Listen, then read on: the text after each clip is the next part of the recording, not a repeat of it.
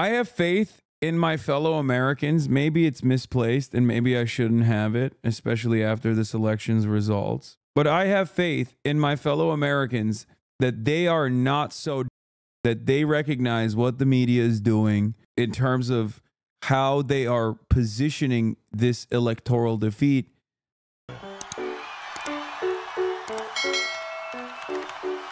Ay, ay, ay. You read Michael's piece. I was, and you. Well, I'm skipping this shit. I can't stand to listen to these Trevor about the same With shit over Arizona and over. called last night, Donald Trump swept all 7 swing states. 6 of them flipped from Joe Biden's column in 2020. So far, the president-elect has won just over 50% of the popular vote, and he made gains in key demographics, including the young, Latinos, and women. Republicans took the Senate and are on track to control the House. Tuesday, more than 80% of all the nation's counties moved toward the right. The shift is decisive and leaves Democrats arguing over how they misread the people. To understand what just happened, we went to Pennsylvania, one of the places that made all the difference. The story will continue in a moment. Political pilgrims seeking a vision of the future travel to Bethlehem. We're in Bethlehem, which is the heart of Northampton County in eastern Pennsylvania, a county along the Delaware River. Mid-size, couple 100,000 people, mix of urban, suburban, rural areas, all in a pretty centered location here in eastern Pennsylvania. And pretty perfect for picking presidents. For 25 years, Chris Borick has been conducting one of the leading polls of Pennsylvania voters. He's a professor of political science at Muhlenberg College, next to Northampton County. It was an Obama county, then it was a Trump county, then it was a Biden county, and in 2024, it once again is a Trump county. How did Trump win? It's a great question. You know, first of all, I think he had the winds on his side here from talking to voters. They're not in a great mood. They're not in a good place. There's lots of good things happening in Northampton County. The economy's good, but they're feeling things in their lives that really trouble them. Housing prices here, grocery prices. I can't tell you how many times when I've talked to people about elections this year, they referenced eggs and the price of eggs. Egg prices doubled and featured on the menu of discontent. At the Nazareth Diner near Bethlehem, no one sees a sunny side to inflation, high interest rates, and housing prices. The average tab here in 2020 was $24. Now it's $38. And that's the election in an eggshell. The prices have went up. So many puns. Obviously because the food cost. And for a family of like 4, I have them come.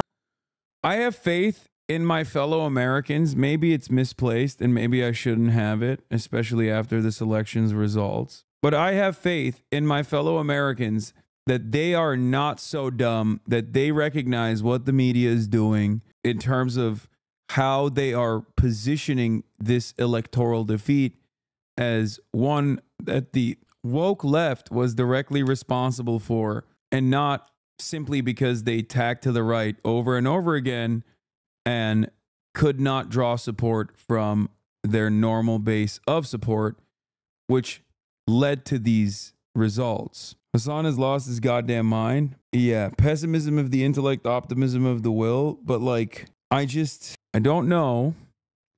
It does seem like they're very heavy-handed, but they're doing this at a time when social media is readily available and a big, like larger and larger chunks of people are losing faith in mainstream institutions and their credibility and finding themselves in the throes of independent media, even people like myself. So hopefully people will recognize, just like they did, the inconsistencies. People will recognize the inconsistencies with what, the media was representing in terms of like what's going on in Palestine. Nah, man, the liberal parents are in a state of trauma. They're going to believe whatever the TV tells them. And if TV tells them the Dems are too woke, they'll believe it. Ugh.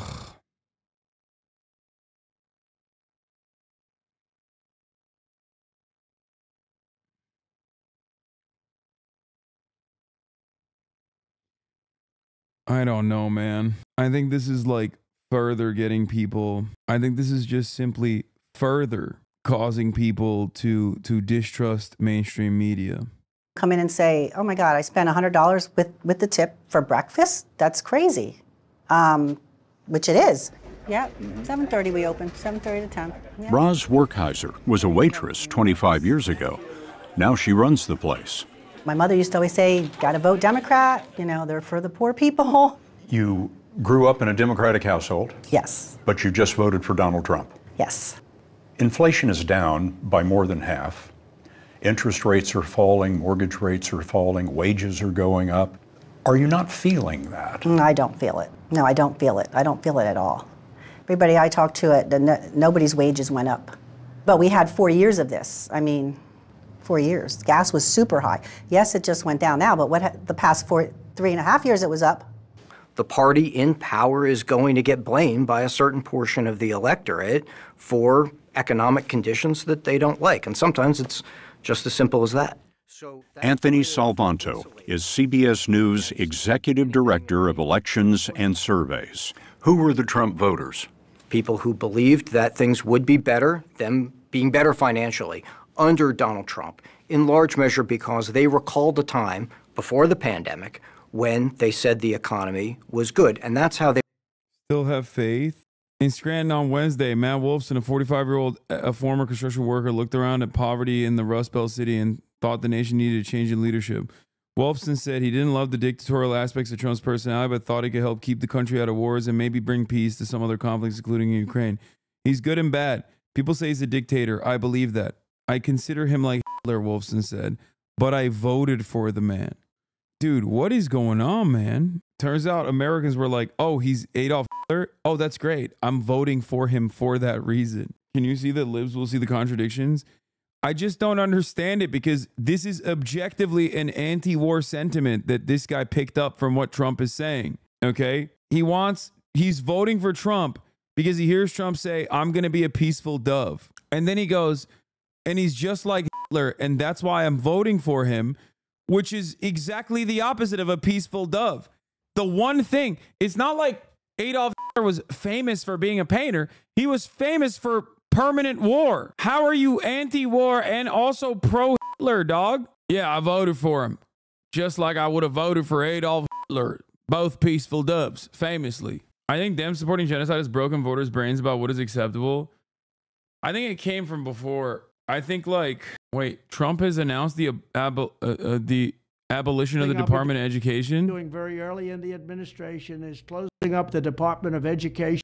It, dude. I mean, yeah, no, this is like end game shit. We're in the end stage. Nah, that's like, he's like, oh, Project 2025, don't know what that is. Also, I'm abolishing the Department of Education. In Washington, D.C., and sending all education and education work and needs back to the states. We want them to run the education of our children because they'll do a much better job of it. You can't do worse. We spend more money per pupil by 3 times than any other nation, and yet we're absolutely at the bottom. We're one of the worst. So you can't do worse.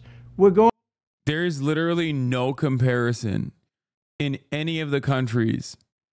Like, these guys would be like, China's doing better than us. Like, they'll be like, Norway's doing better than us. And it's like, yeah, dude, they also have departments of education. Like, we need more. We need more nationalization on that process, not less.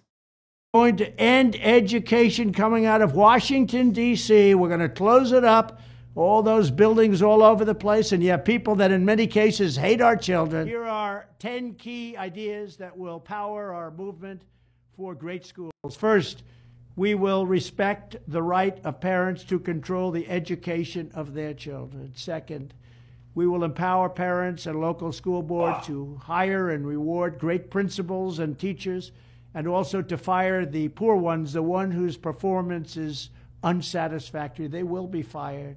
Like on The Apprentice, you're fired. Third, we will ensure our classrooms are focused not on political indoctrination, but on teaching the knowledge and skills needed to succeed.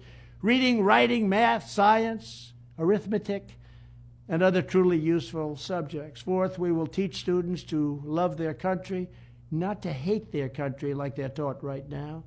Fifth, we will support bringing back prayer to our schools. Sixth, we will achieve schools that are safe, secure, and drug-free, with immediate expulsion for any student who harms a teacher or another student. Seventh, we will give all parents the right to choose another school for their children if they want. It's called school choice. Eighth, we will ensure students have access to project-based learning experiences inside the classroom to help train them for meaningful work outside the classroom. Ninth, we will strive to give all students access to internships and work experiences that can set them on a path to their first job. They're going to be very, very successful. I want them to be more successful than Trump. Let them go out and be more successful. I will be the happiest person in the world. But we want our children to have a great life and be successful. And 10th, we will ensure that all schools provide excellent jobs and career counseling so that high school and college students can get a head start on jobs and careers best suited to their God-given talents. This is how we will ensure a great education for every American child. And one other thing I'll be doing very early in the administration is closing up the Department of Education in Washington, D.C., and sending all education and education work and needs back to the states. We want them to run the education of our children because they'll do a much better job of it. You can't do worse. We spend more money per pupil by 3 times than any other nation, and yet we're absolutely at the bottom. We're one of the worst. So you can't do worse.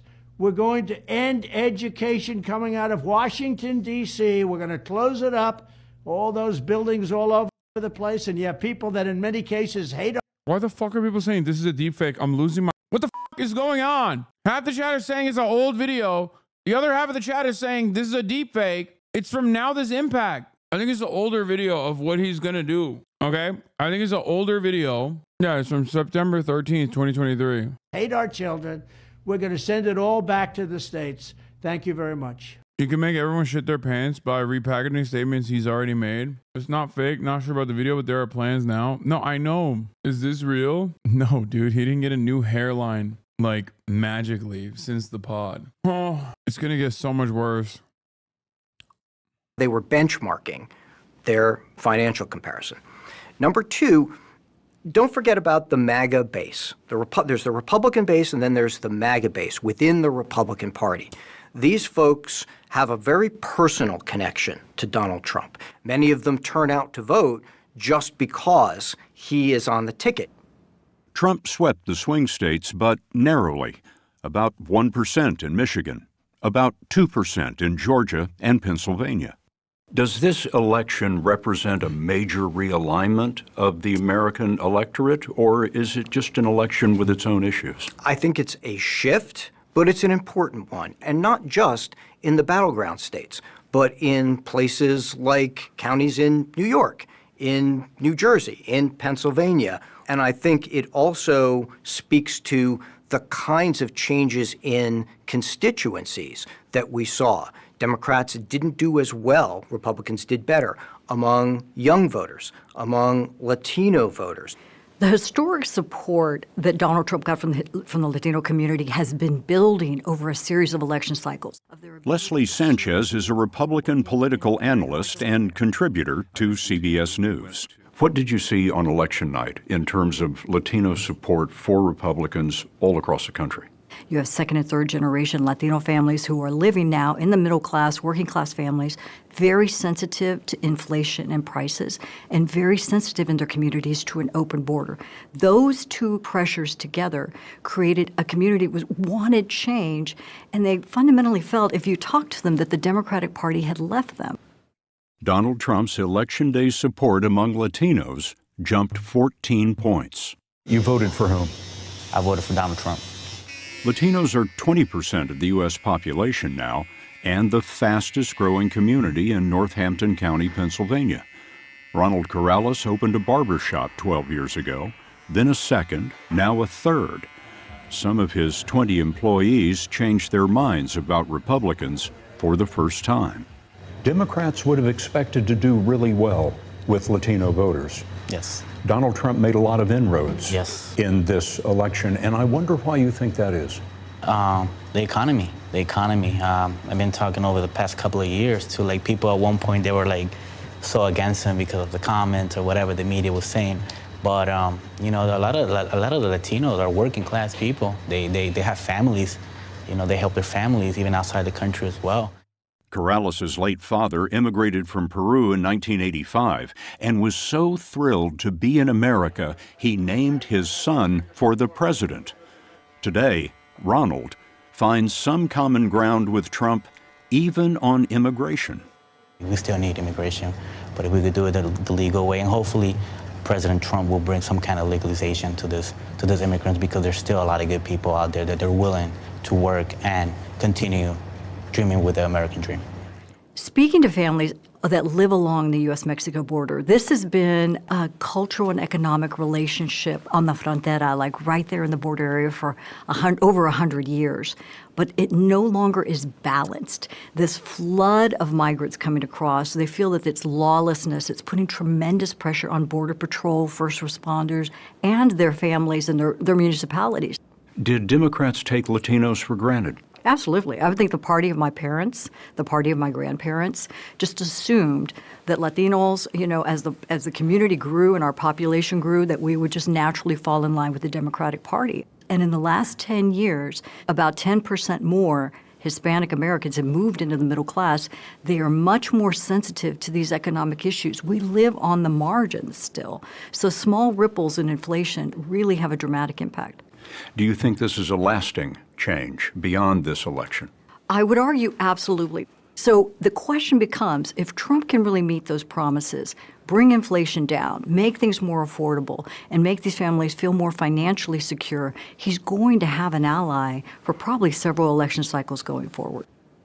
When all the votes are counted, Vice President Harris is going to be several million votes short of where Joe Biden was in 2020. Why? The Harris campaign lost the turnout game in many respects. We all knew going in that one of the keys here were people. They had incredible ground operations. They had incredible door knocking operations. Trump didn't. How did this happen? If the message is bad, then it does not matter. If the message from the top is not good, then every single time you're knocking on a door, you're delivering a shitty message. Oh, here, this is the other thing. This campaign operated like a deeply mismanaged nightclub that's always paying celebrities for walkthroughs. Also, the Obama people thinking that celebrity appearances is why they won in 2008 is a great stinger. There were 7 swing state contests that involve high-priced performers. Katy Perry, Lady Gaga, John Bon Jovi, Ricky Martin, and more, who seemingly ended up costing the Harris campaign more than $20 million on event production alone, and reportedly even more on paying the celebrities to appear. Even Oprah Winfrey charged the campaign $1 million to show up. The campaign went so far into debt that they were reportedly forced to scrap Canadian 90s indie pop star Alanis Morissette to save money. The pop concert campaign strategy is said to have been the brainchild of former Obama advisors on the campaign. Maybe we deserve the Department of Education being abolished, honestly. You know? Maybe we deserve it. That's where I'm at, I think. Like, we're just fucking bouldering towards it. What do you expect? This is what happens when the most educated people get together. Every single one of them is a fucking Ivy grad. And this is the best campaign that they can put up with. This is the best campaign that they can put forward. Nice. People who don't always vote, new voters, people who skipped the election in 2020.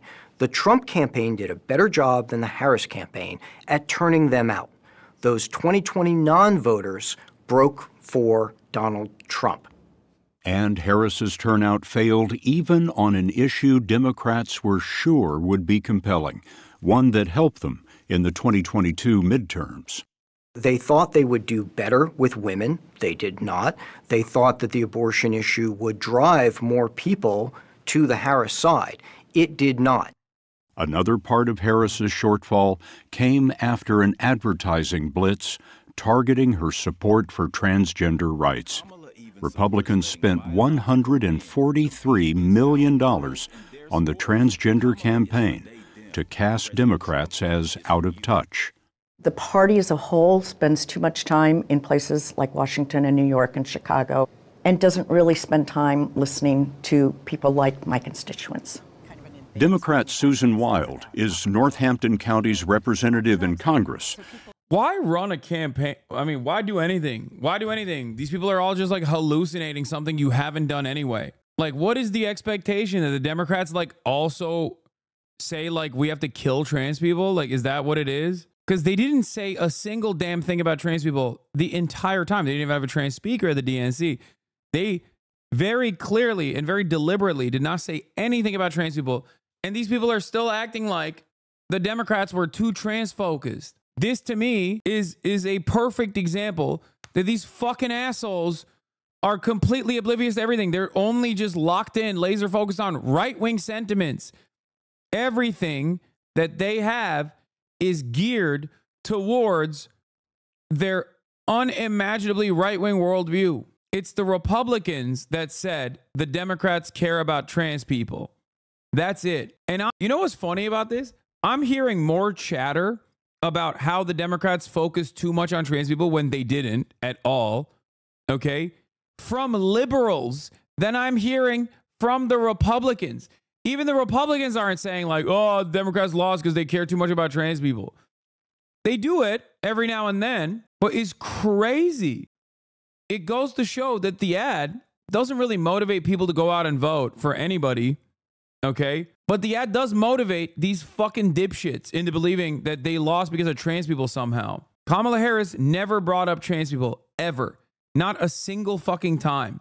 The one time that she was presented with it, she basically said, we're going to follow the law. We're going to follow the law. The only reason why people think that that is a policy that the Democrats were advancing is because the only communication that happened on that front came from Republicans basically saying that is what the Democrats are. Republicans are so good at just representing the Democratic Party in a cartoonish way, and the Democrats never fucking push back. Have to stop pandering to the far left, citing trans rights as an example, saying, I don't want to discriminate against anybody, but I don't think biological boys should be playing in girls' sports. And a few things about that. First, if what you want is a centrist campaign that's quiet on trans issues, tough on the border, distances itself from Palestinians, talks a lot about law and order and reaches out to moderate Republicans, that candidate existed and she just lost. Guess how many trans speakers there were at the DNC? I'll give you a hint. It is a very round number. Also, I'm not sure how you reach out to moderate Republicans more than appearing with Liz Cheney multiple times, unless you literally dig up Henry Kissinger's corpse and prop it up at a rally in Michigan as Katy Perry sings Rolling in the Deep. It's okay not to have the range for a song, Katy. The irony is the Republican anti-trans ads were not a key motivator for people going out to vote, okay? It just wasn't. Like, it is not in the top 10 things that people voted for. The number one thing is the economy, okay? People thought that Donald Trump was going to be anti-war. They're stupid, but who cares, okay? People are stupid enough to think that Donald Trump is actually going to fix the economy. People are stupid enough to believe the crime narratives that immigrants are causing, okay? The reason why people say the anti-trans ads were effective is because they're just like looking for something to blame. And there aren't that many fucking trans people to begin with. And there certainly aren't many trans content creators or like trans consultants that are going to come out and be like, that's fucking bullshit. No one talked about trans people. That's it. Trans people are utterly defenseless. Okay. There's no one going out the bat for them. And that's it. That's it. So it's an easy target to lie about. The problem is if the Democrats put up a fight on the economy, okay, if the Democrats actually gave something that the Republicans had to address and fight back against, then this trans shit would be even less motion. It would have even less motion than it did. But you will never be able to convince people. Uncle Cenk thinks that that's not the case. Virtually every fucking Democrat right now, is like running the trans people cost us the race route. You know what cost the race for Kamala Harris? Infinitely more than trans people, which the media is not addressing at all. Gaza. Every moment that you talk about trans people is a moment you don't have to talk about Gaza. Every moment that you talk about trans people is a moment you don't have to address the awful campaign you ran. That's it. You didn't split from Biden on Gaza or at all. And there you fucking have it. I mean, look.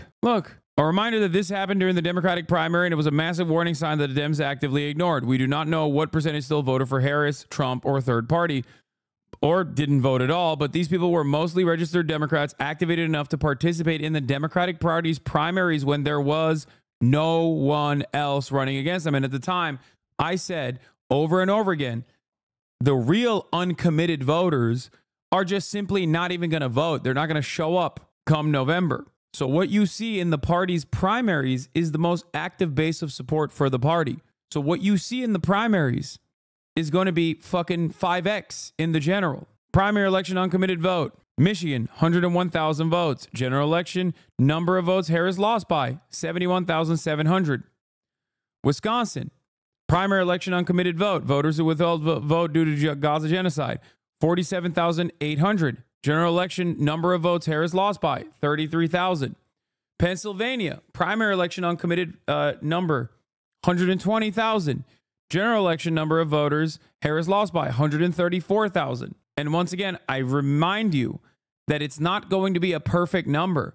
It's actually significantly more people who then didn't go out and vote. The real uncommitted people simply just don't vote. These are people who are uncommitted that are so firmly invested in the Democratic Party that they're participating in the primary process. North Carolina, 88,900 votes. Kamala Harris lost North Carolina by 191,933 votes. You have to understand, no, it's not. She would have still lost PA. Dude, you're missing the point. Every single uncommitted voter wasn't going to vote for Kamala Harris anyway. Okay, you don't look at the primary to look at the primary to the general election number is not 1-to-1. Okay, who participates in the Democratic Party's primary process, especially when there is no candidate? Who participates in that process? People who are registered diehard Democratic Party supporters. I know this because I did door knocking I canvassed and I door knocked during the primaries for Bernie Sanders. And what I saw in that process was a shit ton of Bernie supporters who simply were not going out to actually vote for Bernie Sanders. They didn't even know the primary was happening. Most people don't know the primary process is happening when it's happening, okay? There were people who fucking Googled, did Joe Biden drop out on November 4, okay? The fuck are you talking about? Most people don't even know the general election is happening. There are people who ask me, can I vote tomorrow on Tuesday? Can I vote the rest of this week on Tuesday? There are people that I know. I'm telling you, man, you guys are so locked in and laser focused on the political process that you cannot imagine what the average fucking median voter is thinking or their depth of knowledge when it comes to this sort of stuff. Okay? Understand that if there are 10,000 primary voters that say in the primaries, I'm not voting for Biden, that means there's probably 100,000 voters who are not going to vote for Biden. It's indicative of a much larger number of people. That means you lost 10,000 die-in-the-wool, die-hard Democratic Party supporters in the process. Now, we don't know how many of these uncommitted voters turned around and voted for Kamala Harris. We don't know how many of them turned around and voted for Donald Trump. We don't know how many of them turned around and voted third party. And we don't know how many of them didn't vote. But what you have to understand is that, like I said, if 10,000 voters that are diehard registered Democrats who are participating in the Democratic primary when there's not a fucking single candidate out there, that means there's probably 100,000 people that are just simply not voting.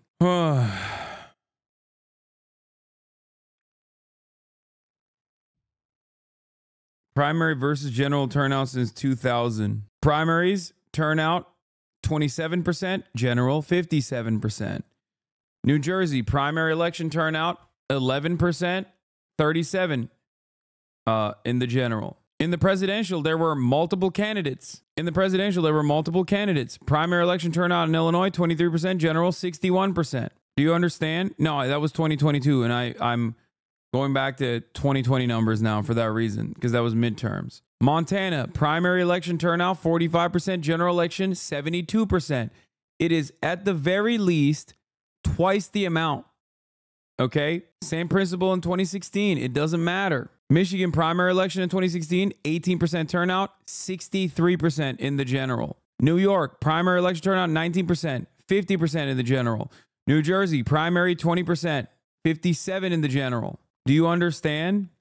Show turnout rates for 2020. I did. Even in states that do matter, okay? Even in states that do matter, it is at least double those numbers, okay? People don't vote in the primaries. So if there's 10,000 people who didn't vote in the primaries that are uncommitted, there's probably fucking 20,000 people that are not voting in the general. It's that simple. Okay? Oh, that's not double, Hasan. In certain places it's double. In certain places it's fucking 10x. It doesn't matter, especially how the primary process works. By a certain point, it's already packed up. So that lowers turnout for the primary process even further. Okay? My point is, there is never a moment where more people vote in the primary and then less people vote in the general. That's not a thing that happens, okay? I love that Neek Skit is back and immediately pisses me off. Would Harris really have won with Gaza? Because Trump seems to have won by a lot. Oh my God. Look at these fucking numbers, dude. Look at these fucking numbers. And this is not the only number to look at. I think at this point, if you're refusing to reckon with the number of people that either didn't vote for Kamala Harris, stayed at home, or voted for Donald Trump, or voted for fucking Jill Stein or whatever third party due to Gaza in key states that Kamala had to win, you are purposely deluding yourself. There was 1 million different polls that were conducted on this issue, okay? Even by pure primary numbers, the uncommitted voters in Michigan would have captured Kamala Harris the W. That's it. No, it's not just 2 states, chatters. Oh my God. You're looking at raw numbers. Not every single person that voted uncommitted in the primary didn't vote for Kamala Harris. That's not what I'm saying at all. Why is this so fucking hard for people to understand? Why are you saying XQC?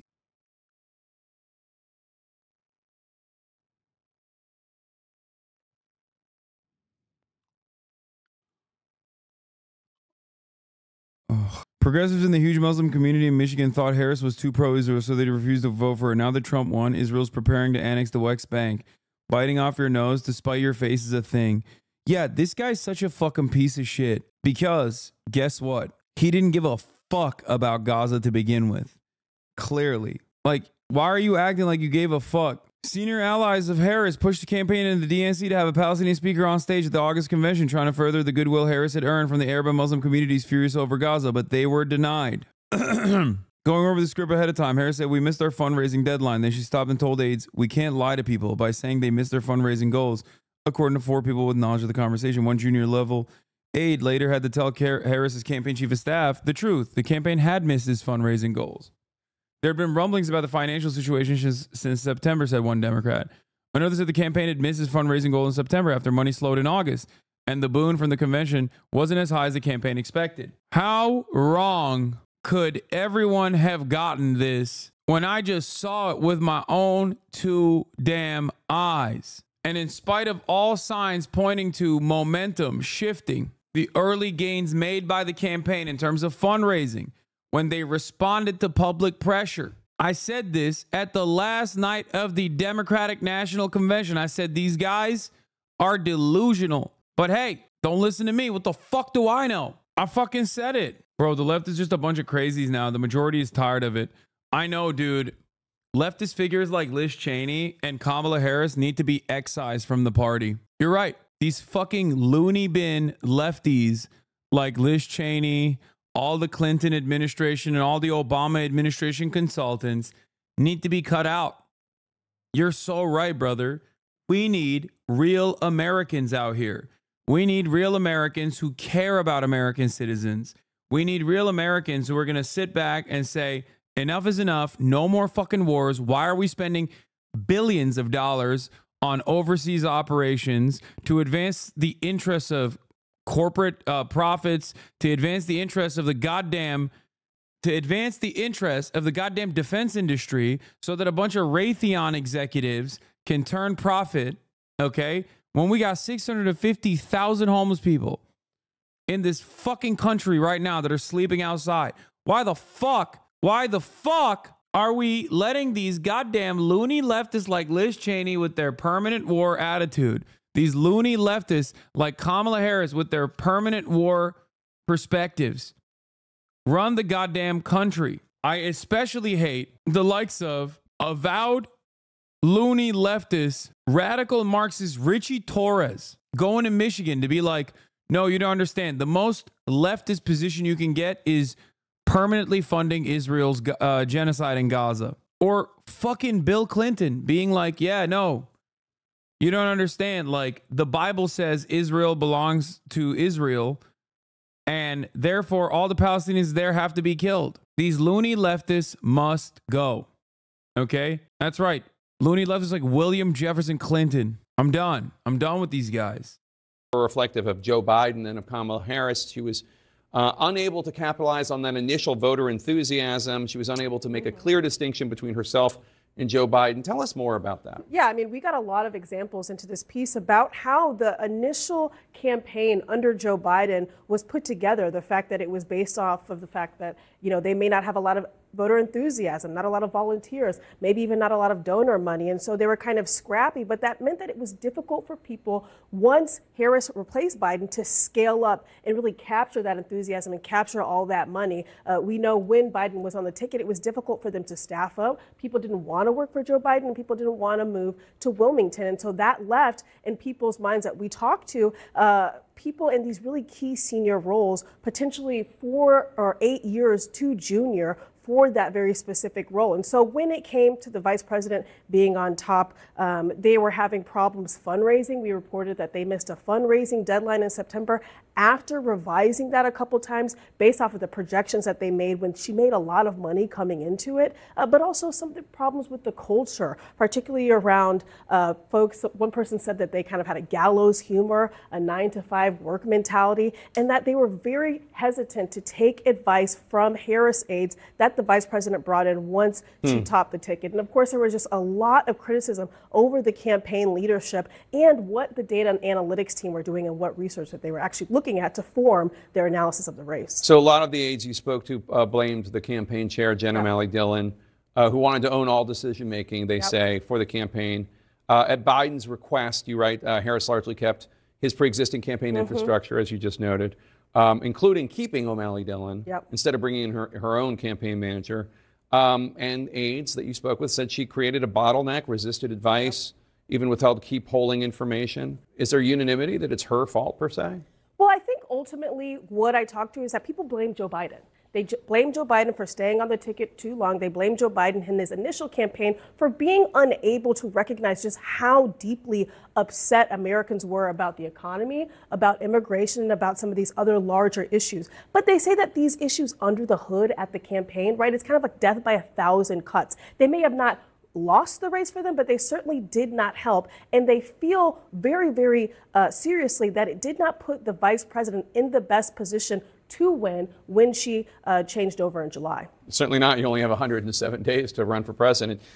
Jeff, House Speaker, former House Speaker Nancy Pelosi certainly sounds like she is blaming a lot of this on Joe Biden for not getting out of the race back in 2022, 2023, when he could have allowed a thriving Democratic process, a strong primary and caucus process, somebody who could separate themselves from Joe Biden. Look, this was always going to be difficult given the inflation headwind. No, people say only 107 days, but like Donald Trump literally fundraised less, spent half of his money on fucking all the legal shit that he had to deal with, and he still clobbered the Democrats. Okay? Yeah, he started 2 years ago. If you think that his situation looked good 2 years ago, you're out of your fucking mind. Trump had 4 years.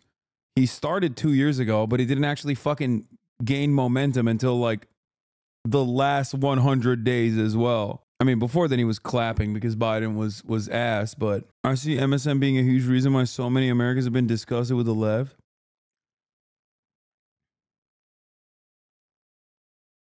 But many people agree with Speaker Pelosi. If you look back to the midterms of 2022, that is something that emboldened President Biden, that he thought the message from the midterms, where Democrats did not get blown out, that they thought that that was a sign that there was some sort of need or market for him. So that was one thing. That, there's no question the timing and his decisions really affected everything. Also, an over-reliance on abortion rights. That was also a lesson mislearned. A variety of people we've talked. No one will look at this. Literally, no one will look at this. They don't believe this at all. Everyone in the media is like, no, you don't understand. You don't understand. No one. And I mean no one. No one gives a shit. No one cares about the truth. Everyone is just simply apologize for what? Apologize for what? You guys realize I know what this study is, right? I read it when it first came out, that the anti-trans panic ads were ineffective, according to polling from Data for Progress. That it doesn't matter, that people are like, yeah, I don't really give a shit about this stuff. I now fully agree with what you were saying about the GOP's anti-trans ad strategy. The $140 million wasn't to motivate people to vote, but to make the Democrat establishment agree with their position in the first place, an investment into the future of controlled opposition. Yes, because Democrats are so primed by whatever the fuck conservatives say about them, it does not matter. Like, Republicans tomorrow could be like, Democrats want to kill every firstborn male child in this country, okay, and run $100 million worth of ads saying that. And the Democrats would turn around and be like, you know, we lost because we wanted to kill every firstborn male child in the country. And we really got to take a cold, hard look at ourselves. It's like, what are you saying? No one said that. Like, why? What do you mean? No one gives a shit about it. No one said it. Why are you being gaslit by the dumbest people on the planet? It's so fucking stupid. Just catching up on this pro-Israel rally at DC's baseball stadium that undershot expected attendance by 90%, 95%, and oh man. So the marketing and press emails promised a smaller but still substantial number. One predicted nearly 40,000. Another said 30,000. But as the rally began in the afternoon, it became clear that the bar had been set far too high. In the end, perhaps 2,000 people showed up. Where are all the Jews out there anyway? The MC, actor, and comedian Tiffany Haddish said in the middle of the event as rain drizzled on empty seats on a chilly day. Where are all the Jews at? We will never see any paid consultants say, it's all my fault. I blew $900 million. You probably should never hire me again. I mean, I get that. God, Tiffany Haddish is so gross. Yeah, Gretchen blew her goodwill on this issue to go to this. I know. The study was wrong. Clearly, the anti-trans ads worked on the DNC. Yes. The anti-trans panic ads did not work on average Americans. It was not like a major motivator for them to go out and vote. But it did work on the one group that matters the most. The consultant class and the fucking media. It worked on my uncle too. He also believes the trans ads were so successful. And there is no way I can get to him, okay? There's just no fucking way that I can convince anyone over the age of 45 that this anti-trans panic shit was not prescient. And now it might. Because the Democrats are also going to fucking lean into this shit. And they have been. It's so crazy. Oh, every facet of media is like all collectively doing the same thing over and over again. They did this with the crime stuff. I was like, look at the data. There is no extra amount of crime that's happening. You guys are fucking losing your minds. I was right, but it doesn't matter. People still believe that crime is completely out of control. There's crime happening literally in every facet of society. There's just an unimaginable sea of murders. Every American in the suburbs, if you're a white man in the suburbs, you're going to get executed. Sorry. You're going to get decapitated by an urban style gorilla. Okay. It does not matter. We have urban guerrilla warfare happening right now as we speak. Okay. We have created units of militias armed to the fucking gills, and they're doing, okay, they're trans, they're armed, okay, they have machetes, they have AK-47s, and they're coming to the fucking suburbs. It's happening. Sorry, they're gonna come for you. It's happening. I've been convinced. I've seen it. I've seen it in the media. I think that's what's going on. It doesn't matter that it's not happening in my neighborhood. If you come ask me, I will tell you, well, it's not happening here, but I'm sure it's happening elsewhere. Same with immigration. Immigrants are all coming from Guatemala. There's 12 billion Guatemalans that are literally armed to the teeth as well. Okay, they're joining the instead of the transnational gangs, we now have national trans gangs, okay, that are engaging in urban guerrilla warfare alongside the Guatemalan migrants. The Haitians are now joining. They're eating the cats and dogs, okay? And the Guatemalans are here, and they're here to stay. Why do I believe this? Have I seen it with my own eyes? No. But I feel like it's happening. Why? Because television told me it's happening. Oh, that's it. That's it. This isn't fake news. You're almost 34, so you can't mess around anymore. Yeah. Yeah, one day I'm going to find myself lost in the fucking sauce. I'm going to watch like one AI video and believe it, and then it's over. Oh, this sucks. I've already had some psycho MAGA guy try to get me fired from my job just for being trans. They had to ban him from the store for repeatedly harassing them via phone. And that was 2023. Ugh. I'm sorry, chatter. It did happen in my neighborhood, and now my neighbors have lost their minds. It was my neighbor's fault, though. Left their doors unlocked with their keys and purse in the car, so they literally just hopped in and drove off.